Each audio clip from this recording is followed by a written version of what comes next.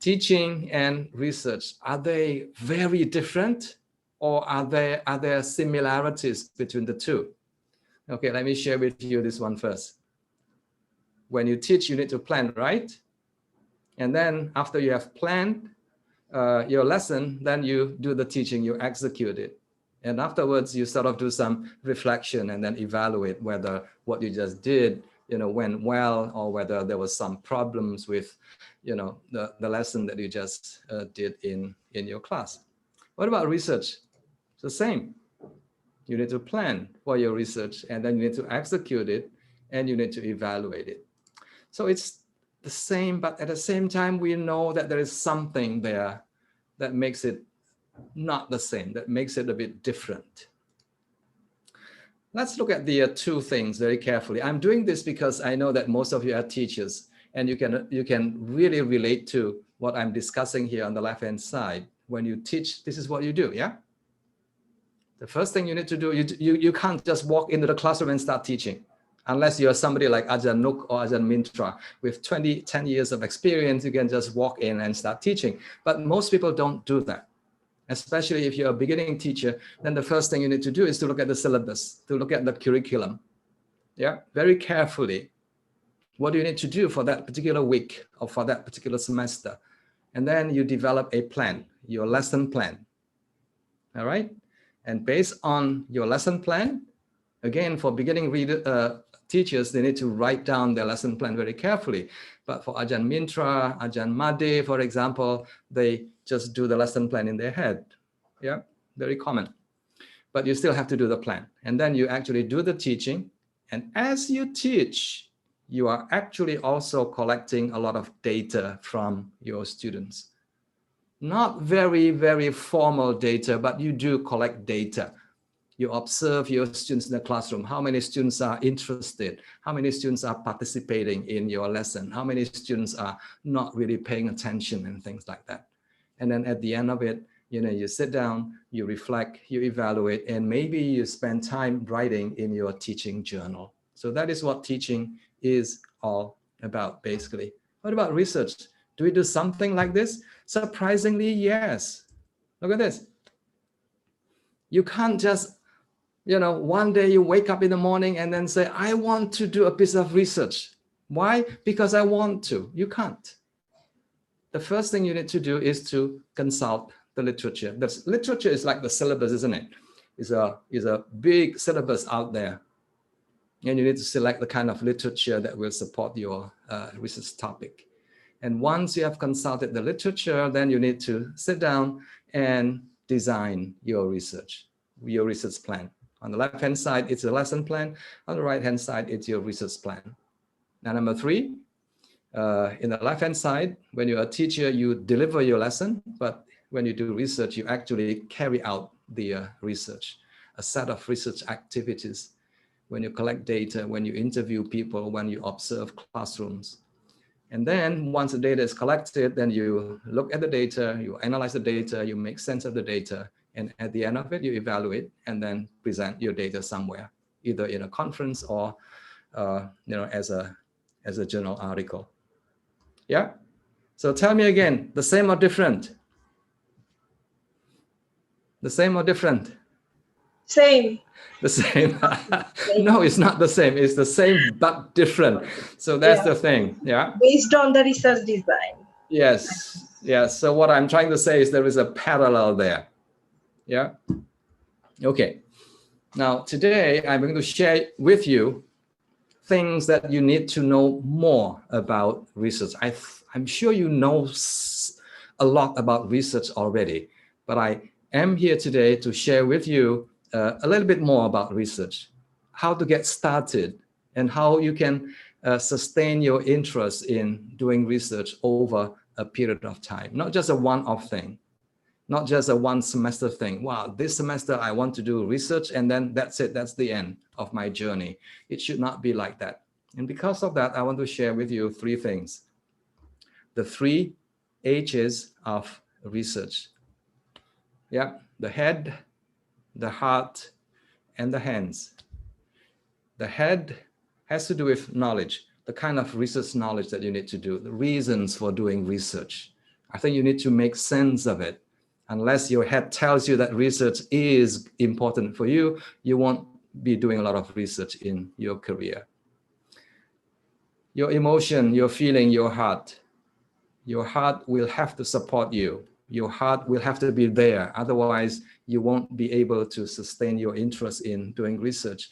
The hands have to do with the actual skills, the kind of things that you need to get your hands dirty, basically. The kind of skills that you need to do, how to find a topic, how to carry out your research, how to collect your data, how to find relevant literature and things like that. So three points that I want to share with you. Very straightforward. The 3 H's, the head, the heart, and the hands, yeah? Let's begin with the head. The head is very important because it's up there, yeah? The head part of your knowledge about research is your understanding about what research is about. I'm going to share with you some ideas.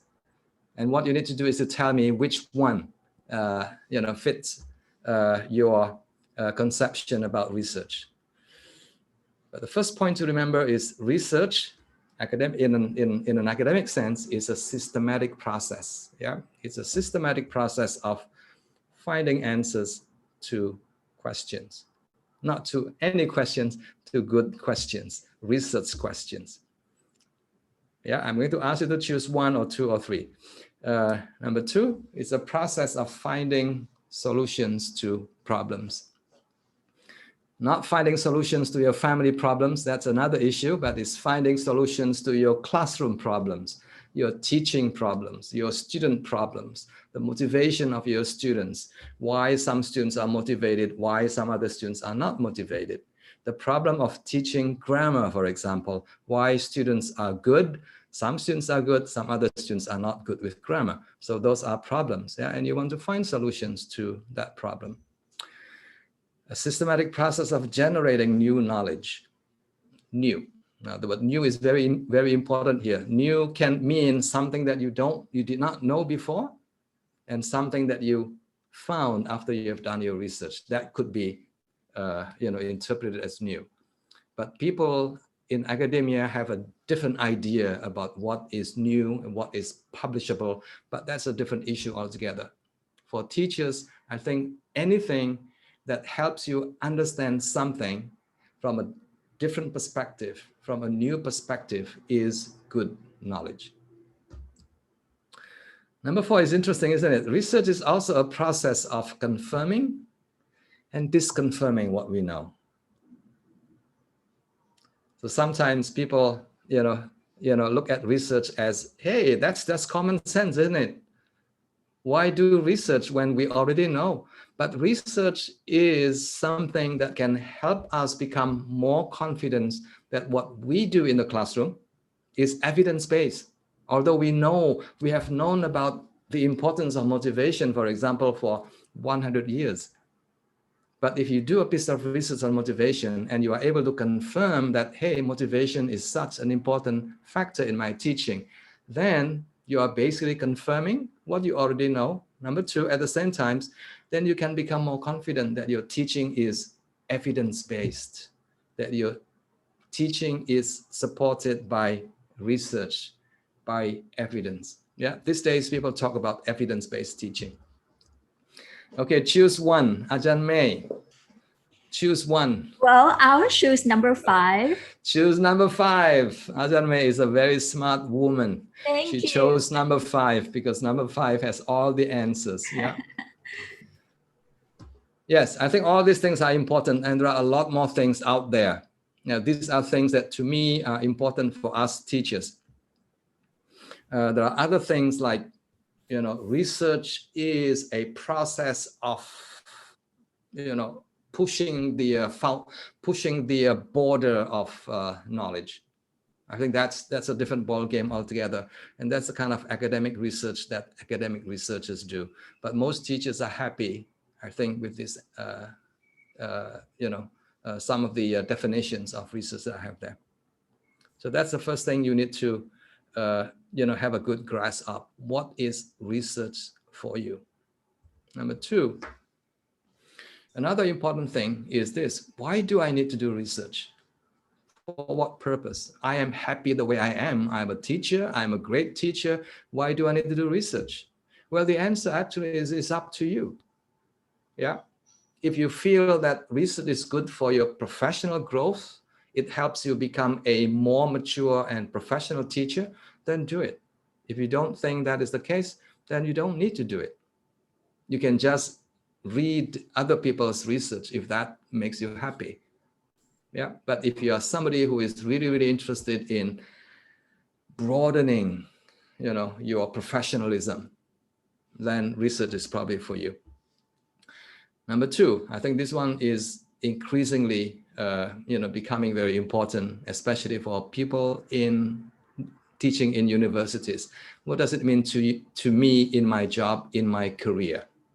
If you want to get promoted, for example, then you need to show evidence that you have done quality research, the kind of research that is that has impact, the kind of research that is valued by people in academia, because without which you will not be able to move beyond your present career.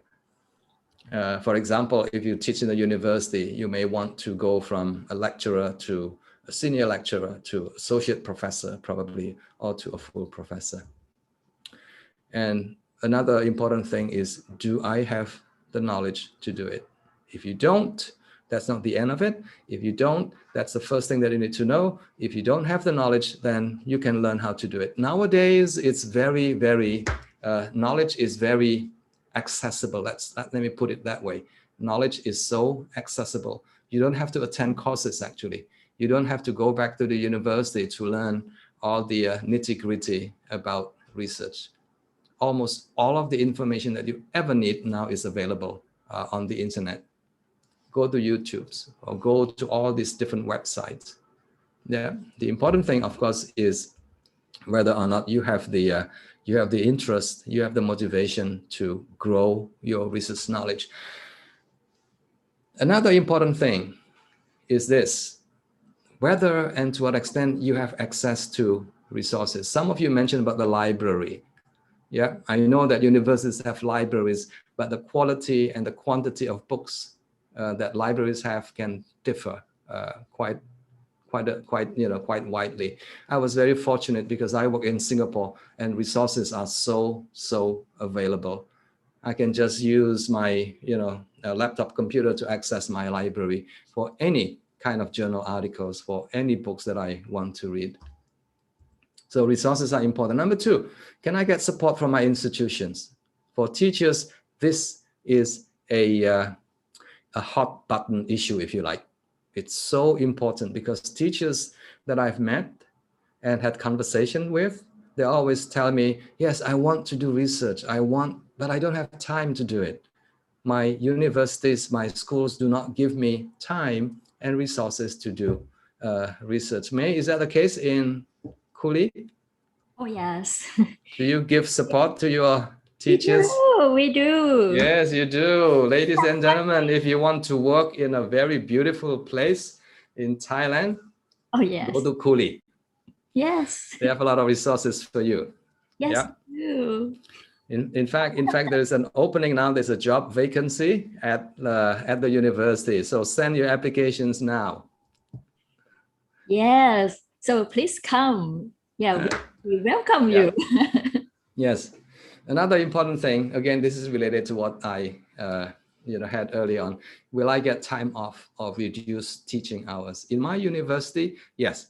If you are a researcher, if you are a full-time research faculty, then you have reduced teaching hours. Your teaching hours is probably only 6 hours a week.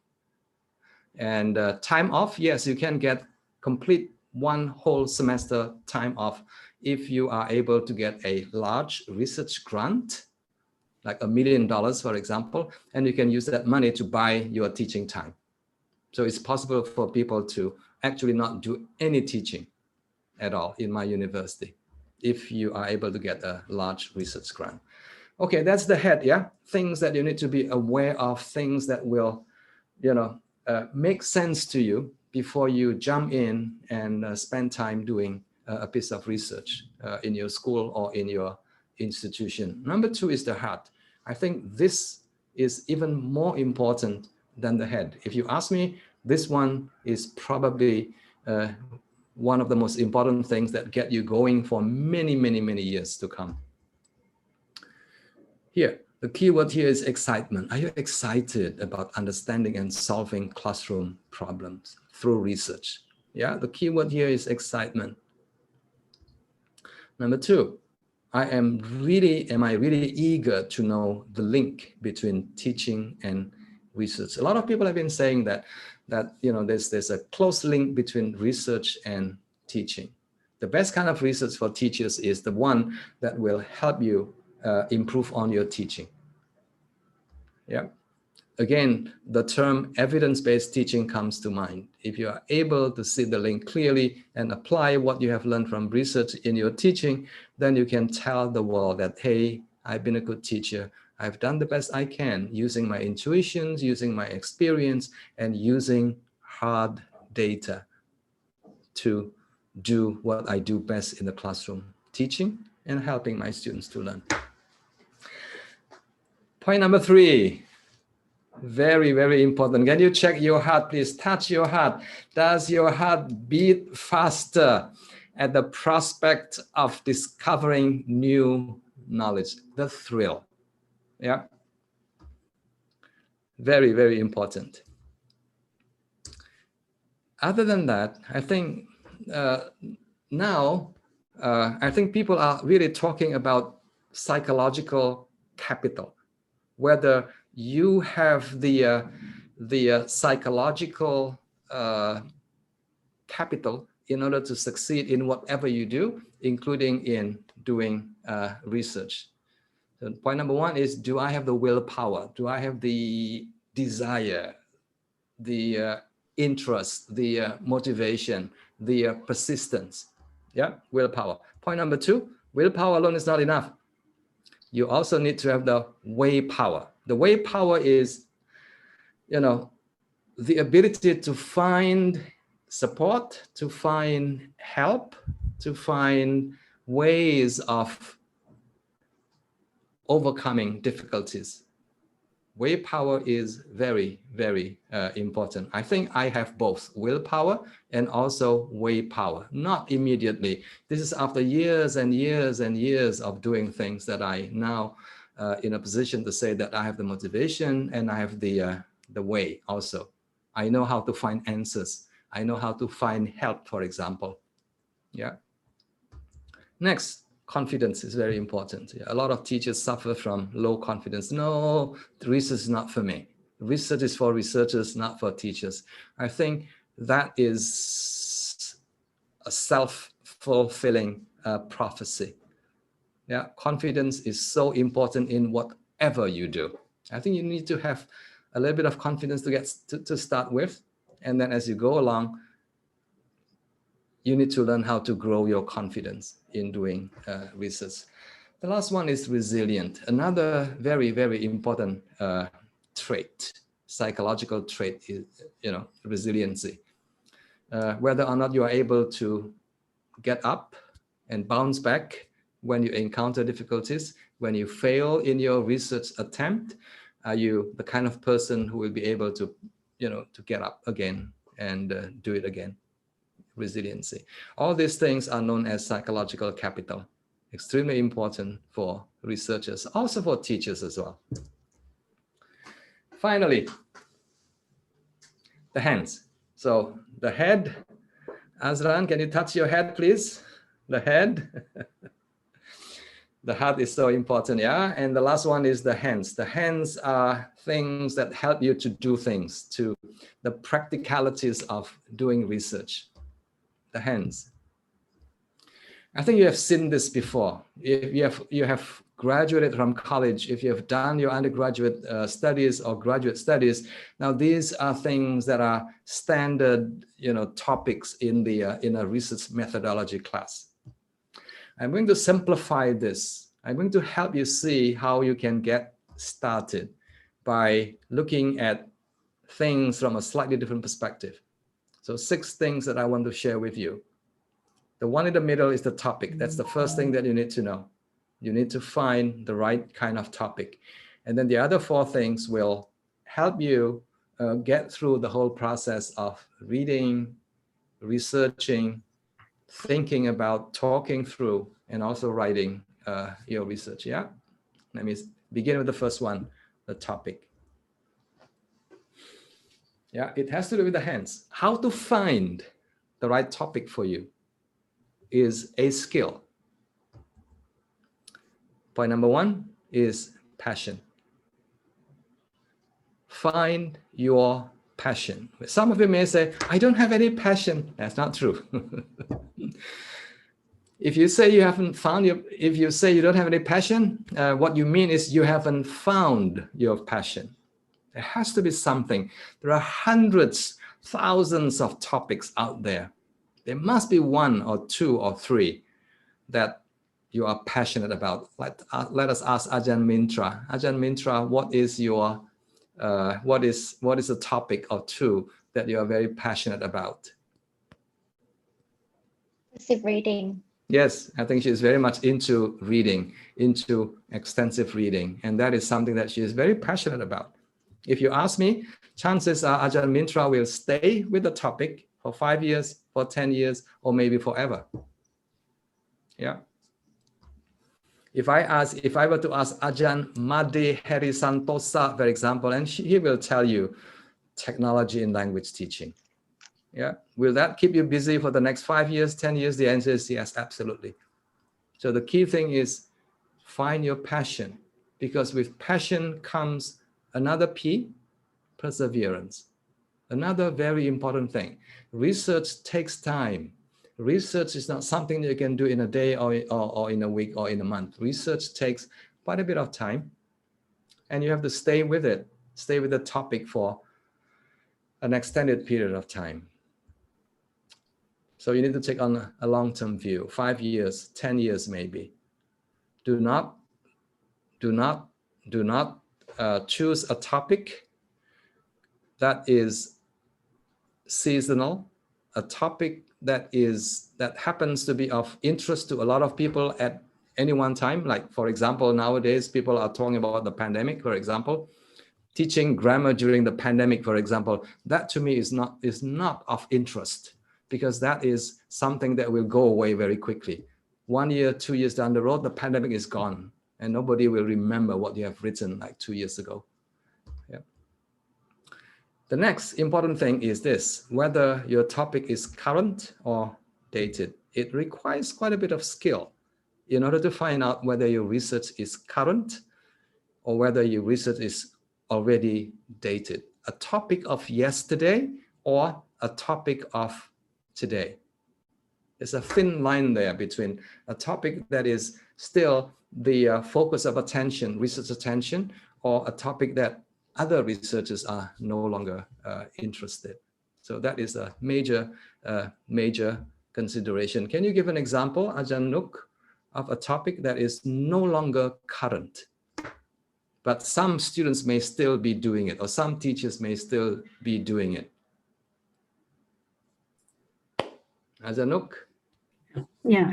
Yes, anything that comes to mind? A dated topic? I can give you an example. For example, error analysis, for example. Yeah. Classification of errors in students' writing. That one is okay, is of interest to many teachers, but in terms of research, it's done. Done means nobody's doing it. If you want to do it, that's fine, but that is only the kind of research for you. Yeah, the kind of research that is meaningful only to you and to you only. You will have a hard time getting this kind of topic presented in a conference or written up for a journal paper, for example. So that would be one example. Another example, for example, of a dated topic is motivation. Now, be careful. When I say motivation, I'm not talking about the construct, about the topic itself, but it's the theoretical framework that you use to research motivation. One theoretical framework that I think, in my opinion, is no longer current, is already dated, is the theoretical framework by these 2 guys from Canada, who were very popular in the 70s or 80s, the motivational orientations, the instrumental and integrative motivations. I think you still remember this, yeah? The idea is very attractive, it's very interesting, but as a research topic, no. It's dated, it's, do I say dead? Pretty much, because you can't find any. If you look at the literature, journal articles or books written in the past 5 or 10 years, nobody has done any new research on the construct of instrumental motivation or integrative motivation. But so how do you know whether your topic, the topic that I've chosen is current, is something that a lot of people are still investigating? Here, my advice to you is this: look at the table of content of mainstream journals in our field. One such journal is the ELT journal. The ELT journal is published by Oxford University Press in the UK. This is one excellent journal that publishes a lot of teaching-oriented, if you like, or practice-oriented articles. So if you look at the past 5 years, then you have an idea of, oh, okay, these are the kind of things that people are still talking about, the kind of topics that people are still discussing and doing research on. Yeah. So look at current issues, past 5 years of journals, mainstream journals in our field. Now, here are some examples. This is one of the latest, yeah, one of the latest journal articles that appeared in the most recent issue of the journal.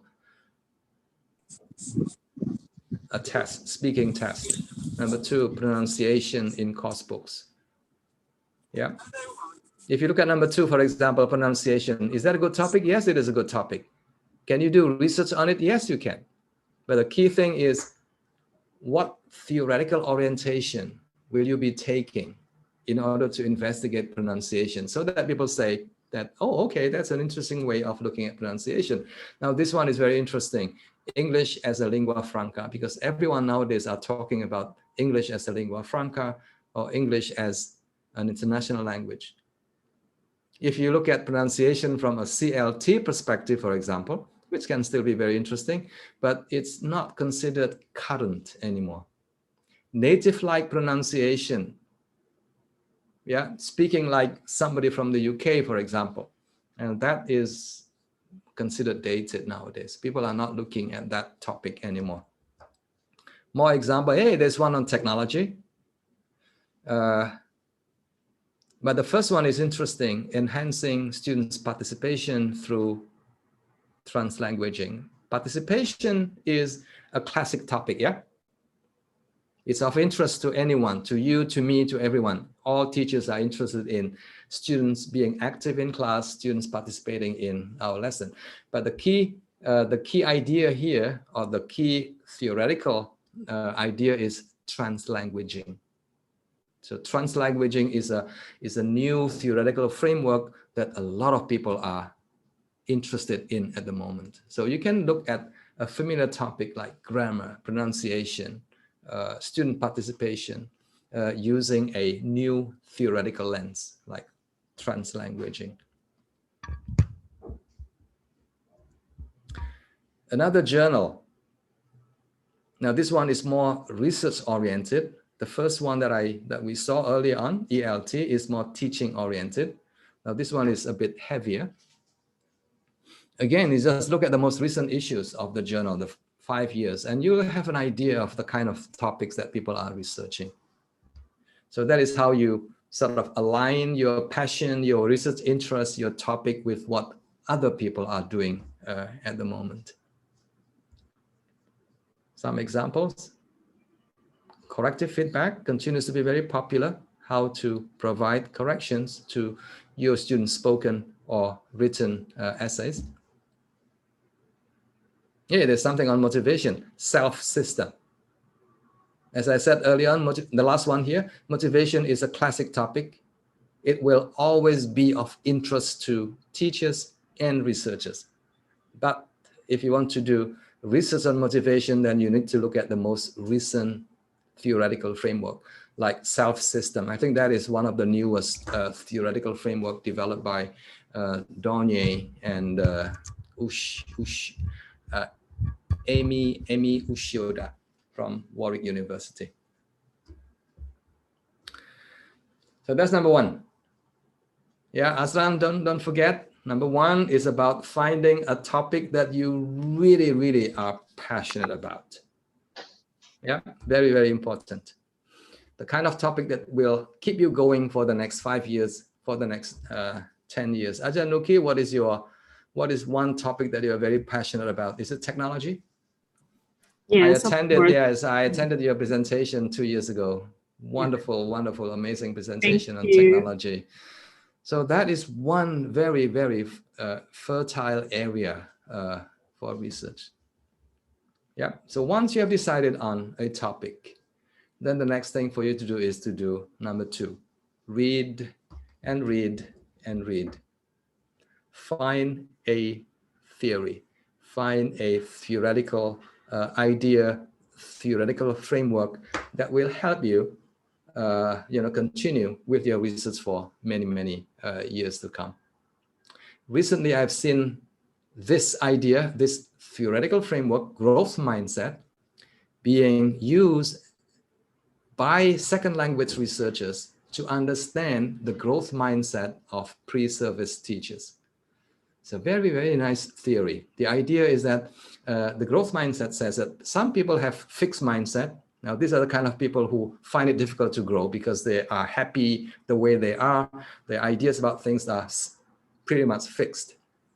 But there are people out there who have this growth mindset. They believe that everyone can grow, that everyone can succeed, everyone can develop, that their intelligence and their abilities are not fixed. They can grow. So this researcher, I think the name is Sarah Mercer from Austria. She did a study using the growth mindset theory in order to understand the feeling, the thinking, the thought processes of pre-service teachers in university that she's teaching. It's a very interesting study. And the kind of reading that you need to do will be, recent publications in the journal, like the ELT journal, Asia TEFL, and TESOL Quarterly. And I should mention PASA. Ajahn May told me earlier on, Ajahn, really, you must mention PASA. PASA is P-A-S-A-A. It's a journal published by CULI, Chulalongkorn University. Now the journal is indexed in Scopus. Thank you. It's a very, very popular journal. A lot of people send their manuscripts to PASA, P-A-S-A-A journal. Okay.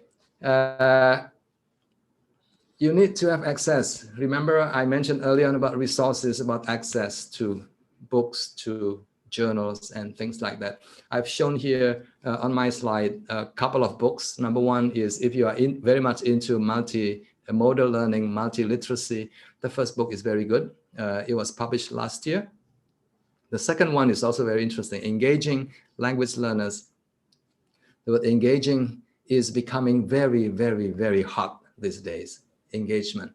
And some people actually have suggested that engagement is the holy grail of learning. Isn't that wonderful? Let me say this again. Engagement is the holy grail of learning.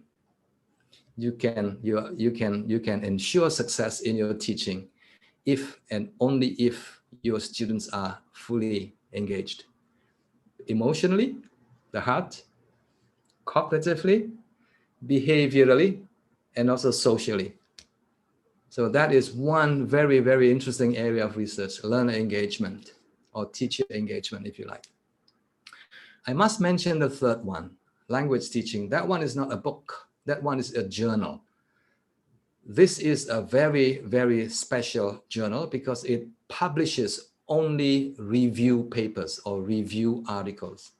Now, review articles are very, very important for you, for me, for everyone. especially if you have just found a new topic that you want to do your research on, there are two things that you can do. Number one, you can start searching the internet, or you can go to the library to do a very extensive library research that will take forever. Yeah. So method number two is for you to find a journal like Language Teaching, because this kind of journal publishes a review article only. A review article is very, very useful for you because that article is usually, number one, written by experts in the field. Number two, and that article provides a very extensive review of the literature.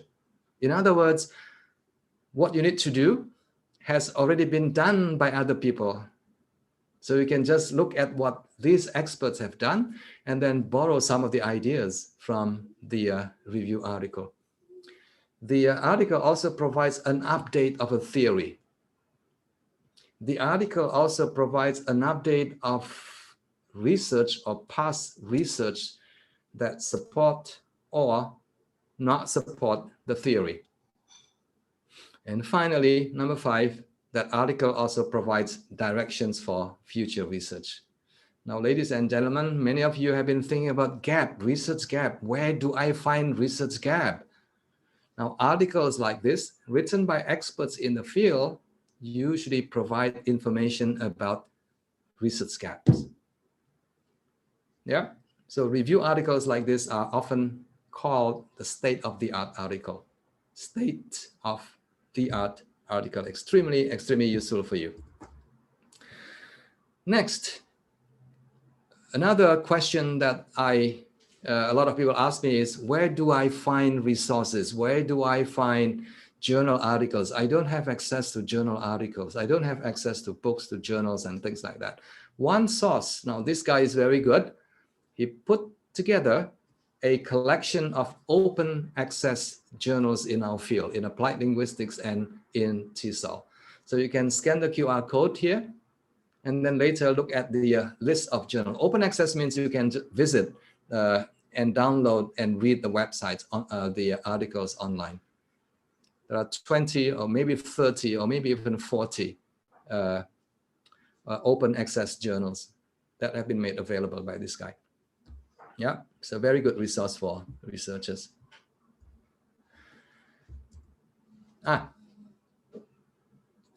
Still on number two. Number two is extremely important. Still on number two, how do we find relevant information related to our topic? My advice to you is to try to use Google Scholar. Now, Google Scholars are very useful because it helps you find the big names, the big players who have done research related to your topic. Online resources like academia.edu, ResearchGate, and all that also provide access to the literature that you may be looking for.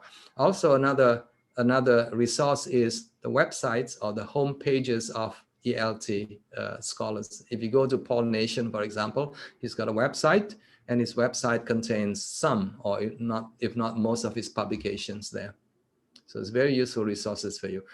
Let me just give you an example of Google Scholar. Now, this is where I will need you to use your laptop computer to do some search. Remember what I said about Google Scholar? Google Scholar is an excellent way for you to find out who are the people out there who have done a lot of research in that area and whose work has been cited a lot. Okay, your time is 20 seconds. Go to Google Scholar, and let's say that your topic happens to be extensive listening. Type extensive listening. What do you find? Ajahn Mintra, you're still there. Ajahn Mintra, you have disappeared from my screen. Yes, you're still there. So what do you find there? Oh, you're Googling. What do you find there? There you go. Oops, sorry. I found your name. Yes, and my name comes on top, yeah? Yes. In other words, what it means is that, hey, this guy got a lot of citation. So you need to read that person's work, that person's article. Yeah, You may disagree with the guy, but you cannot ignore the guy. I think that's the key thing to remember. Yeah, the people with the most number of citations are considered the big name in that particular area. So you need to consult that work, you need to consult that article, and you need to find out what has been said and what has been and what is still missing, for example. Another one, if you're interested more about methodology, how to teach reading, writing, speaking, listening, and so on, do another Google search. What do you find there? It's a trick for you, but you will enjoy the trick. What do you find? Text Richard. And don't stop, Luciana. Yeah. Yes. Jackson So, Richard. yes. So 5,000 citations cannot be wrong. So you need to consult that book. That book is a bit dated now because it was published in 2002. But that's how you find, big names, big players in your field. For example, if your area is technology in language teaching, then you need to write the right keywords in Google Scholar, and then you will be able to get a list of previously published books or articles. The one with the most number of citations, I think you need to start there. Remember,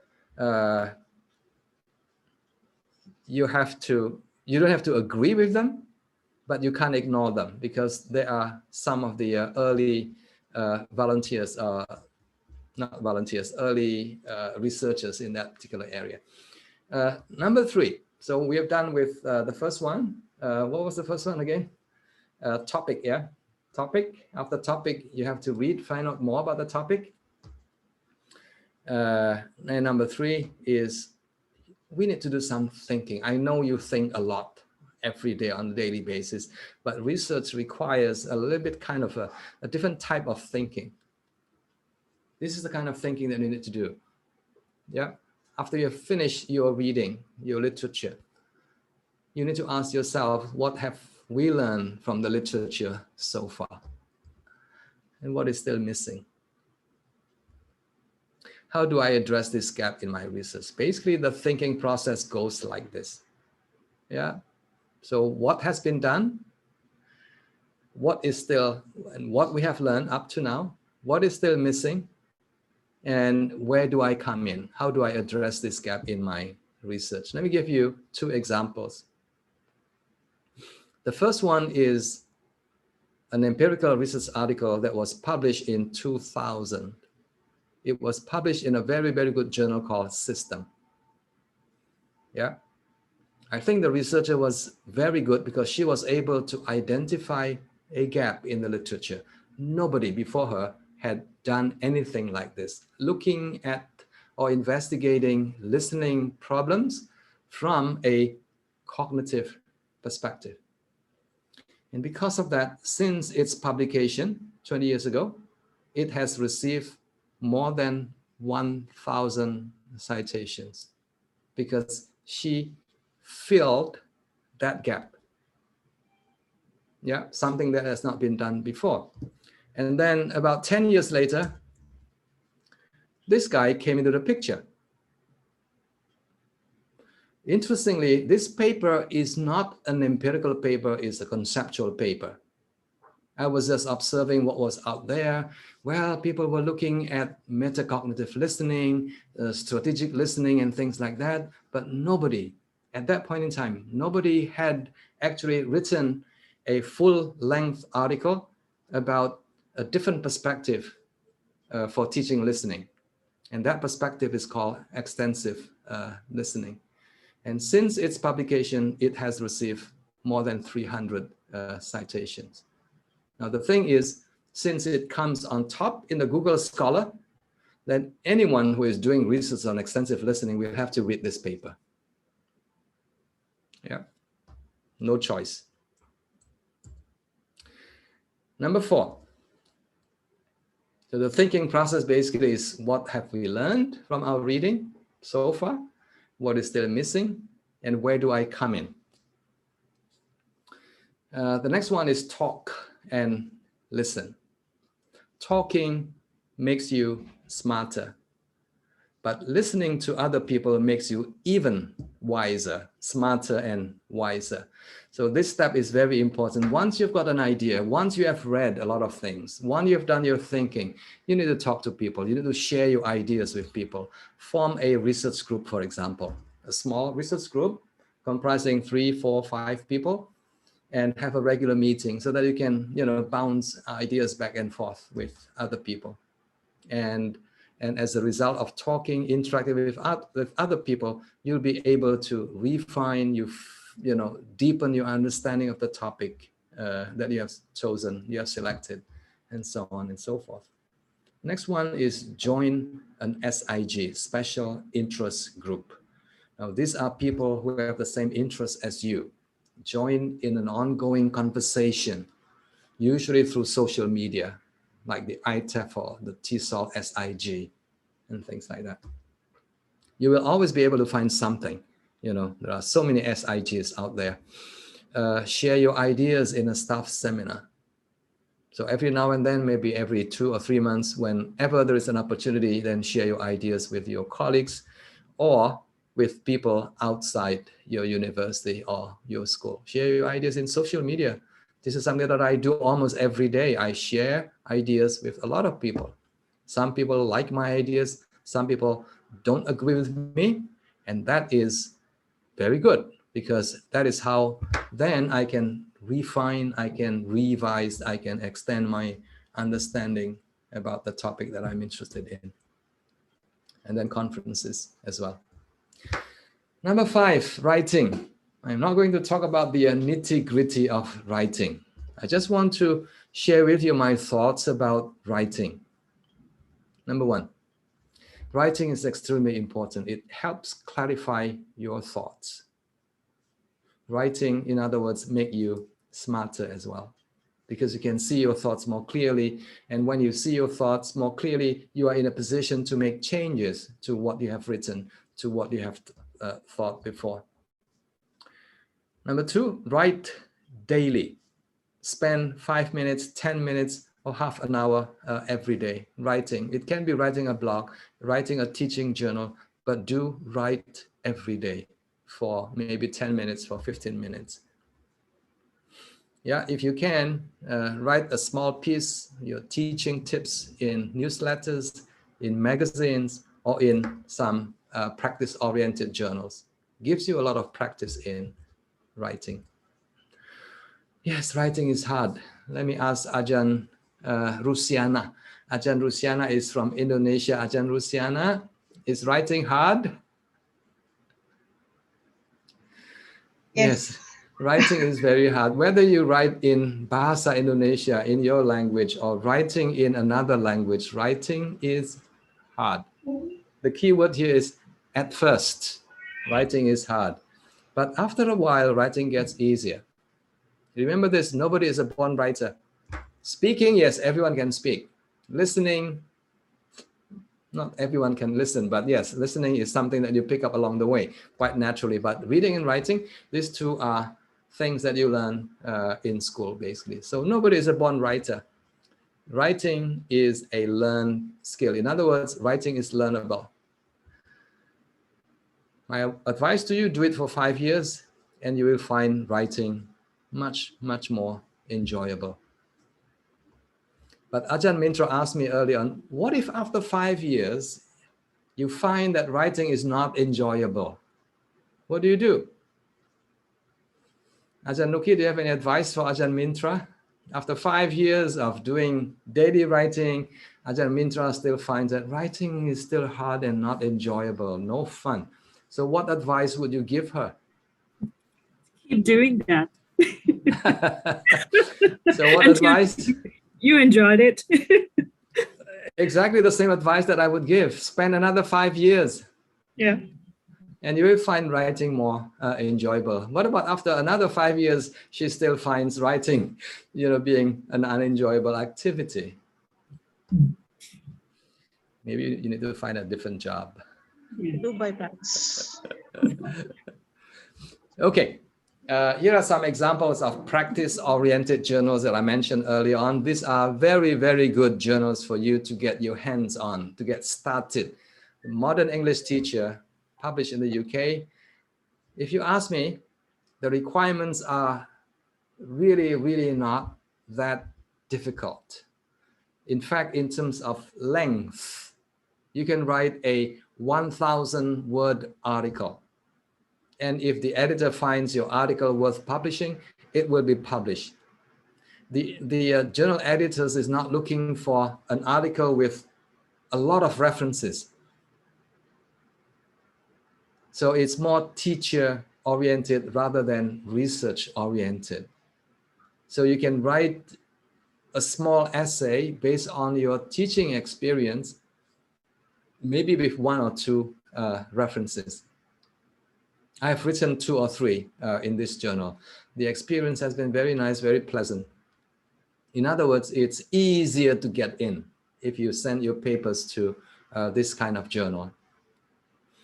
The one on the right-hand side is quite similar, is English Language Teaching Professional. English Teaching Professional, also a teaching-oriented journalist. It's easier to get in as well. And they're looking for short, practical papers, the kind of things that you do in the classroom, the kind of things that you want to share with other teachers. The length, again, is very short, like 1,000, 2,000 words, not more than that.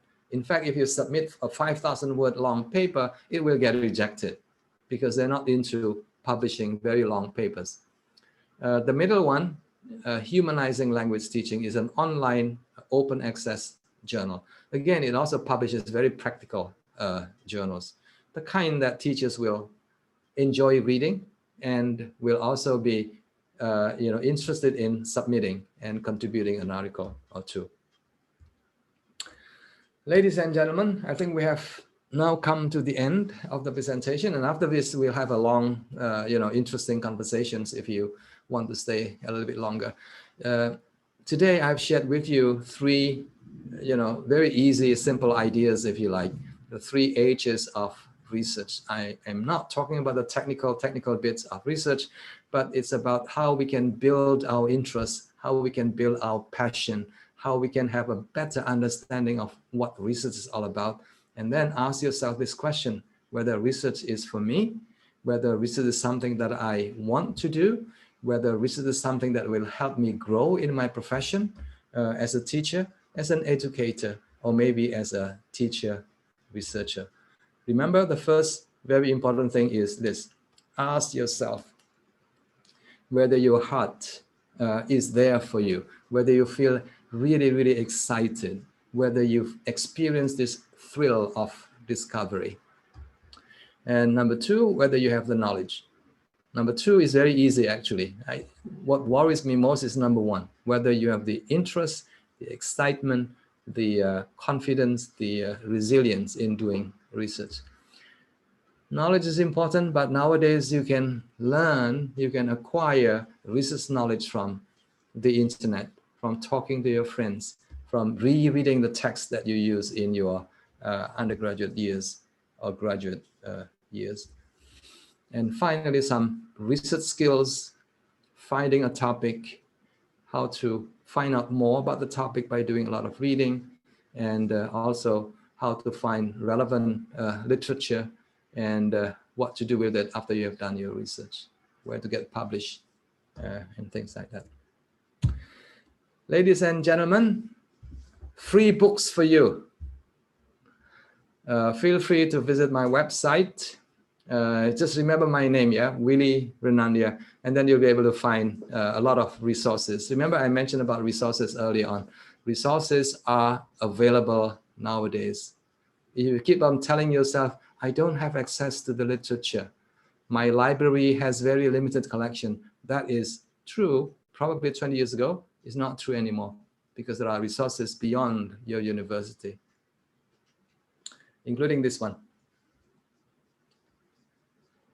Ladies and gentlemen, thank you very much for listening. I am now happy to discuss further, to respond to any questions that you might have about research.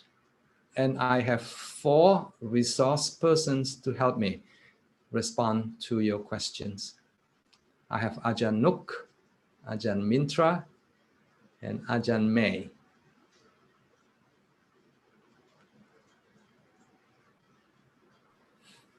Yes, Ajahn Thank you Mitra, back very to you. much. Thank you very much, Ajahn Willie. It was a very insightful presentation, and I'm sure that we've learned a lot. And now I hope we all have been a bit more inspired to think that research is not really too difficult, and we can, set aside our time to do something interesting. But first, we will just have to find what makes our heart sing. So if you have any question, you can open your microphone and ask Ajahn Willie directly, or you can type your questions in our chat.